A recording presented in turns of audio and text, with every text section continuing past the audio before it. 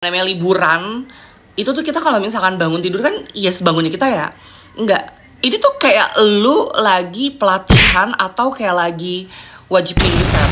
Di situ kita disuruh bermalam dulu.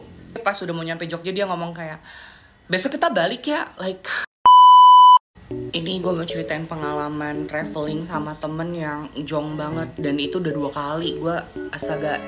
Jadi akhirnya gue kayak trauma gitu loh pergi ke kota tersebut.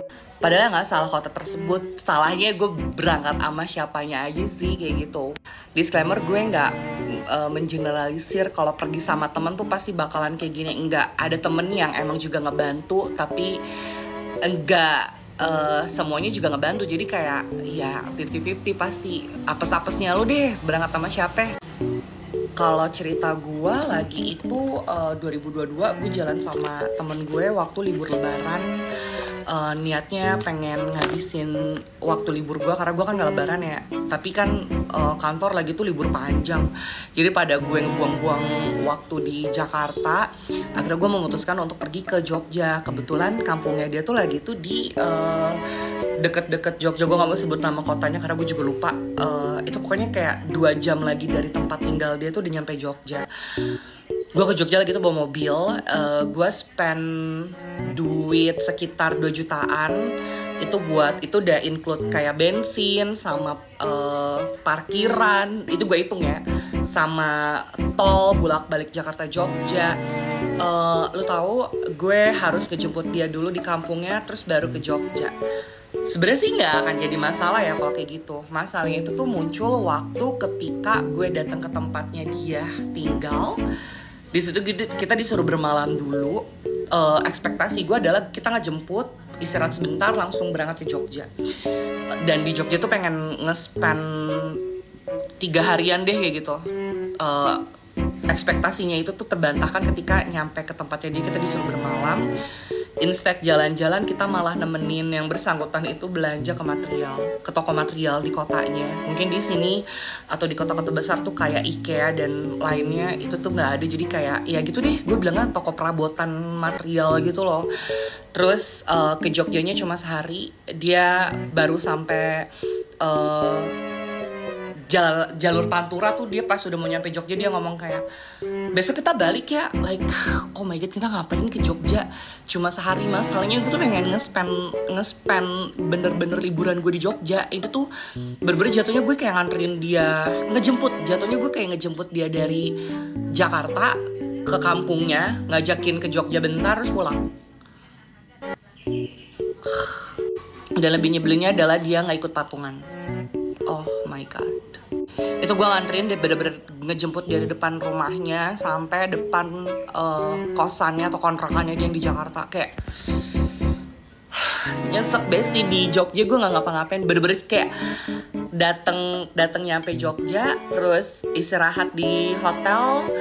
Terus untuk hotelnya murah tuh, karena kan emang waktu lebaran itu posisinya kamar hotel tuh bener-bener full ya. Itu tuh adanya kayak hotel yang on the spot gitu loh, dapat 200-300an kayak gitu loh. Terus paginya kita beli oleh-oleh, sorenya udah pulang. Oh my god, nyesek banget. Gue masih ceritain, gue masih kesel. Terus belakangan ini baru banget, belum ada sebulan gue ke Jogja lagi nih. Awalnya ditawarin sama temen gue. Nah temen gue tuh bareng sama adenya. Gue udah bilang kalau gue gak ada budget. Terus dia bilang bawa aja 1 juta, itu udah cukup kok, kata dia gitu. Oh ya udah gitu. Terus dia bilang kayak untuk bensin dan hotel aman lah ya gitu ya. Gue pikir ya 1 juta itu buat pegangan kan, karena dia bilang bawa aja 1 juta buat pegangan gitu kan. Nah selama gue di Jogja itu tuh gue bener-bener 1 juta itu buat pegangan, kayak buat makan. Terus gue beli peralatan mandi dan lain-lain. Gak ada ekspektasi buat bakal bayar patungan, karena kan dia bilang udah aman lah ya. Terus tambah lagi gue barter jasa gue, yaitu nyetir dari Jakarta Jogja Jakarta kan. Jadi kayak aman lah ya. Balik-balik gue diminta patungan buat bayar hotel around kayak 1 juta. Terus gue kayak oh my god, untung gue masih ada tabungan. Dan gue pakai uang tabungan itu tuh buat jalan-jalan yang sangat jong. Kenapa jong banget dibilang? Lo tau gak yang namanya liburan itu tuh kita kalau misalkan bangun tidur kan yes bangunnya kita ya. Enggak, ini tuh kayak lu lagi pelatihan atau kayak lagi wajib militer. Balik malam sekitar jam 9-an, jam 9 gitu baru bisa tidur, atau jam 11-an baru bisa tidur. Belum lagi kalau yang begadang jam 6 udah dibangunin secara nggak langsung. Jadi mereka kayak berisik gitu loh, kayak hamnya berisik banget. Kita sampai kayak nggak enak gitu loh. Terus bangun, kita berangkat ke destinasi, dan destinasinya itu udah ditentuin sama mereka. Jadi bukan destinasi yang kita pengenin kayak gitu. Dan beberapa kali destinasi yang gue rekomendasi nggak pernah disampaikan dan didatengin. Tambah lagi gue berangkat sama adanya yang lumayan besar di Instagram. Itu gue sedih banget karena lu tau gak sih, namanya liburan kan kita buat ngasih makan sosial media gue ya. Bahasa simpelnya adalah kalau jalan-jalan tuh ya kita pengennya mamer dengan update video, foto kayak gitu. Itu jarang banget karena ya spot foto dan videonya udah dikuasain Beb. Kayak gitu. Giliran ini gue ngerasa banget ya. Ini tadi gue baru ngedit foto yang baru berapa minggu ini. Gue lihat kok foto-foto gue jelek banget gitu. Setiap gue foto pasti ada teman-temannya mereka. Tapi kalau adeknya temen gue foto, itu tuh temen-temennya kayak udah dengan amat sangat sadar untuk menjauh. Jadi kayak that place it's only for you gitu. Tapi kalau teman-teman yang lain ya mau ada temennya lagi kayak sampai nyesek banget.